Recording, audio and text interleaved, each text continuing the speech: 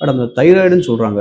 இந்த தைராய்டுல வந்து இருக்கிறவங்களுக்கு என்ன மாதிரி சிம்டம்? ஸோ இப்போ தைராய்டில் 2 வகை இருக்குங்க. ஹைப்போதைராய்டு, ஹைப்பர் தைராய்டுன்னு. இப்போ அந்த ஹைப்பர் தைராய்டு இருக்கவங்களுக்கு பார்த்தீங்கன்னாக்கா, ரொம்ப உடம்பு உருகி, ரொம்ப இளைச்ச மாதிரி இருப்பாங்க. கண்ணெல்லாம் நார்மலா இருக்கிறத விட கொஞ்சம் பெரிய சைஸா பார்க்குற மாரி இருக்கும்.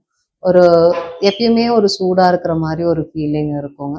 தனியா நெத்தியில மட்டும் வேர்க்கலாம். ஒரு படபடப்பு இந்த மாரியெல்லாம் இருக்குங்க.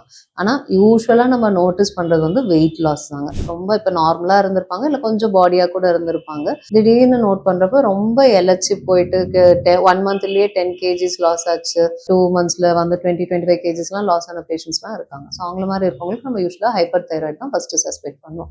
இதே ஹைப்போ தைராய்டுங்கிறப்ப அதுக்கு அப்படியே ஆப்போசிட்டுங்க.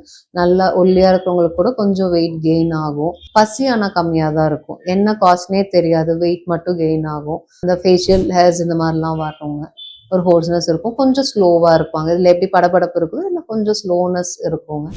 அதே மாதிரி பீரியட்ஸ் 2த்துலயுமே பீரியட்ஸ் இஷ்யூஸ் வரலாங்க கேர்ள்ஸுக்கு. இது கண்டிப்பா கேர்ள்ஸுக்கு மட்டும்தான் வரும் அப்படிங்கிறது கிடையாது. பட் மெஜாரிட்டி கேர்ள்ஸ் அஃபெக்ட் ஆகுறாங்க. பாய்ஸுக்குமே வருங்க தைராய்டு.